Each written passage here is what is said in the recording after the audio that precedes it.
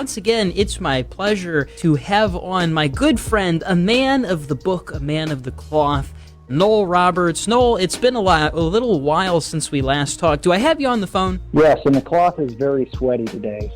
It's way too hot, man. Oh my gosh, dude. We're waiting to hear for a repairman to come and fix our AC because AC isn't even getting through all parts of our house. Oh, no. And it's so bad.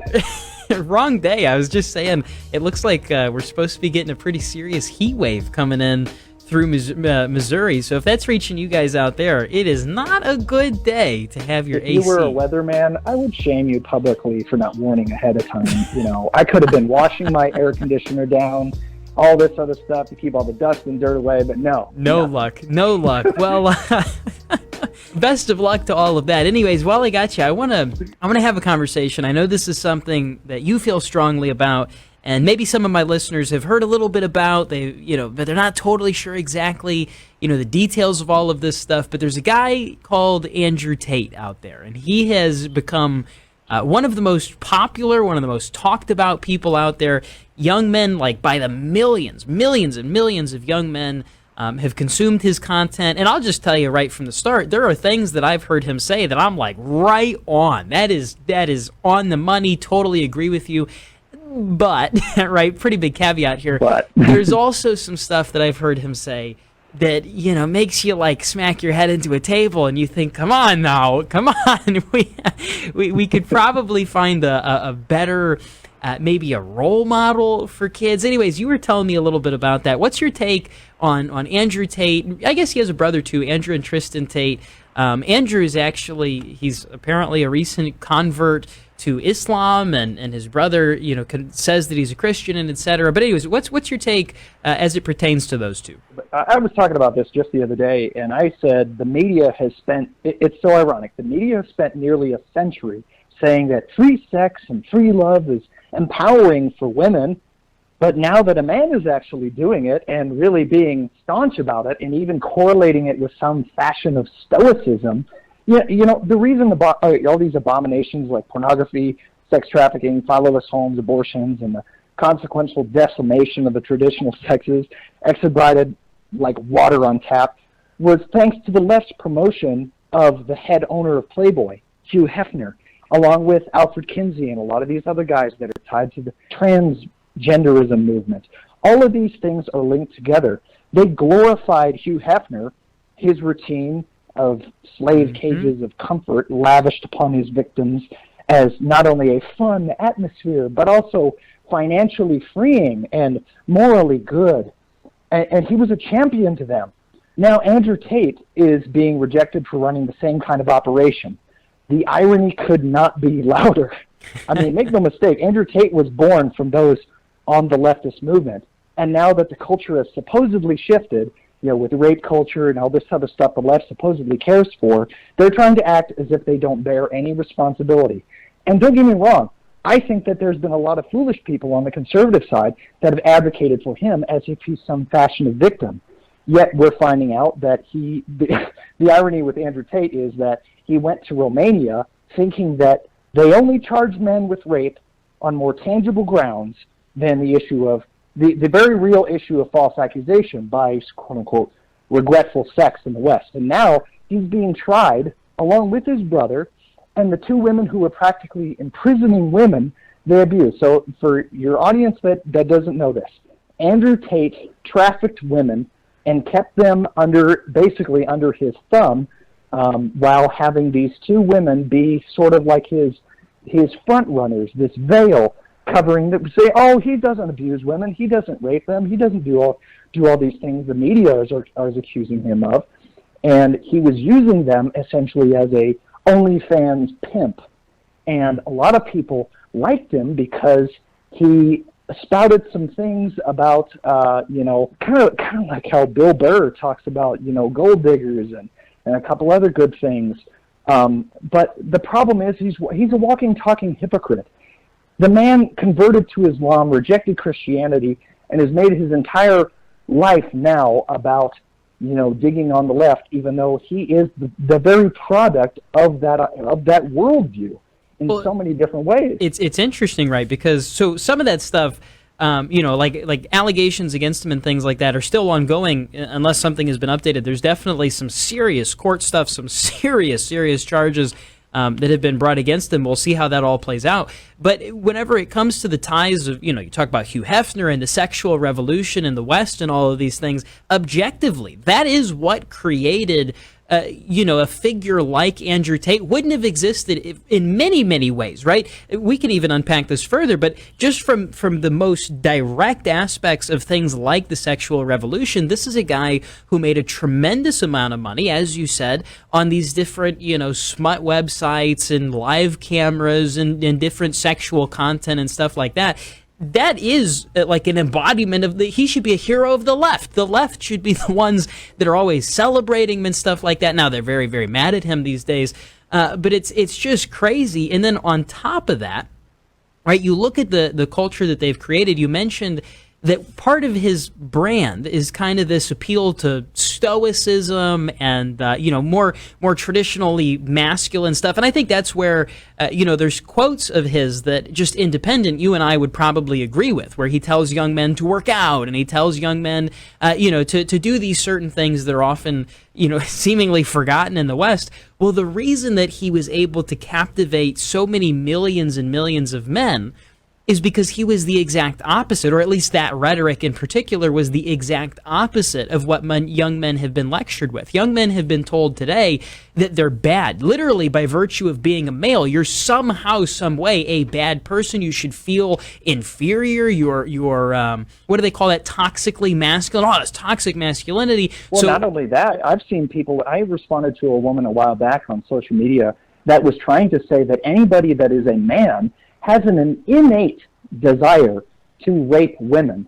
This kind of blanket statement of man and masculinity, trust me, this is an actual toxic fashions of men when we talk about Andrew Tate. But the problem I find with that is that masculinity in and of itself, or even femininity in and of itself, is a beautiful, awesome, glorifying thing that makes us made in the image of God and makes us unique and should be upheld. But too many people have bought and sold into all this other garbage that they try, suppressing my feelings and being stoic and all these, or having, being like a Hugh Hefner and sleeping around or doing other things of the perverse nature as if that is a form of freedom versus Christ, who calls us to die to ourselves, take up the cross, and follow him, live self-sacrificially. Most of these people wouldn't know what marriage truly is if it bit them in the face. Because marriage, which is meant to be this beautiful depiction of Christ in his love for his bride, laying down his life for his bride, is also what men ought to be doing, ought to be aiming for. Because, and I'll tell you just on a side note, marriage is treated as this thing of self-gratification. Oh, if I'll get married, then I won't look at porn. Or, oh, if I get married, then I'll stop sleeping around. And oftentimes they find that the same problems that they had before they got married are still present. Why? Because they didn't die to themselves. They didn't take up their cross. They didn't truly live self-sacrificially for the person that they were going to have a covenant between God and man. Thus, you have all sorts of people going around doing whatever they please, and it all crumbles.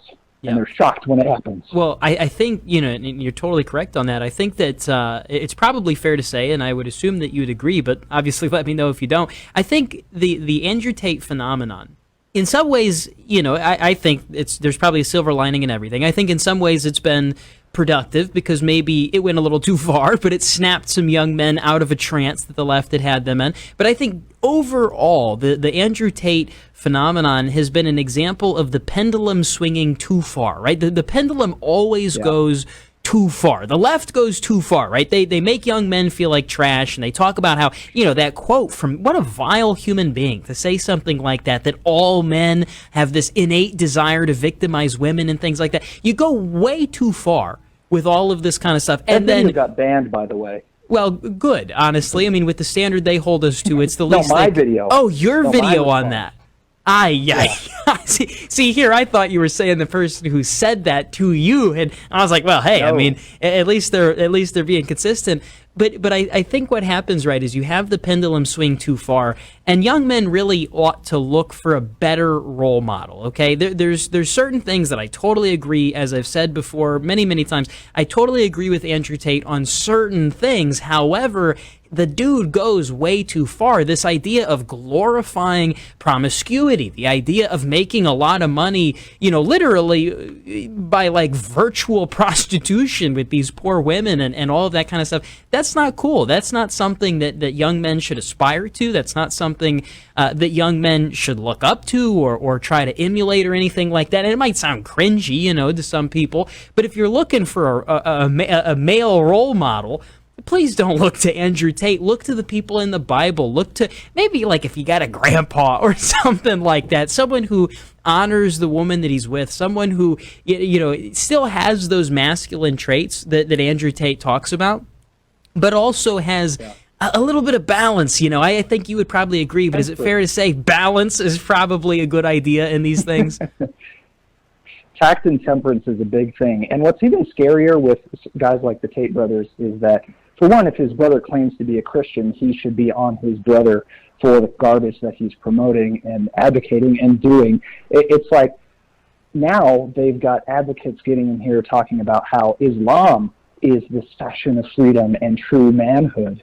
And they're you've got other popular people like Sneeko who are on social media who are trying to promote all these Dawa talking points about how actually it's okay for grown men to have sex with, we're talking child marriage. They're now going into an avenue of pedophilia and advocacy for all sorts of other garbage, which Muhammad practiced and advocated for a number of reasons. Well, I was going to say, it's no coincidence in my eyes whenever you look at, you start leading into the teaching of Islam, and people might not like that, but it is true. If you just go and read through, like, for example, the life of Muhammad, he had a 6-year-old bride named Aisha. And so those things, and people will say that too. I've seen married this. When she was 6 years old, consummated the marriage when she was 9. Yeah, and people who want to try to argue and get around that have not seriously studied the Quran and Sahih Muslim, Sahih al-Bukhari, or anything like that, because it is most definitely a child. Muhammad was a pedophile, and he was also in many ways, advocated for temporary marriage. I actually was just talking about that on Twitter earlier today, and it's so ridiculous. They can justify prostitution, yet they don't see the connection between their advocacy for Islam and the filth and foul that they themselves are practicing. Yeah, and I hear calling out on. I hear people these days saying, "Well, I get it. I don't agree with it. I mean, there's an important distinction there, but I do understand. I reject it though." But I'll hear people say, "Well, at least Muslims actually stand up for their faith." What would be your response to that? Because there is truth to it that Muslims stand up for their faith, too much so, right? They'll behead people, but nonetheless, like, a lot of times we see Christians that are all too comfortable being completely silent about certain issues. What's your thoughts on that? Christ was led like a lamb to the slaughter in silence.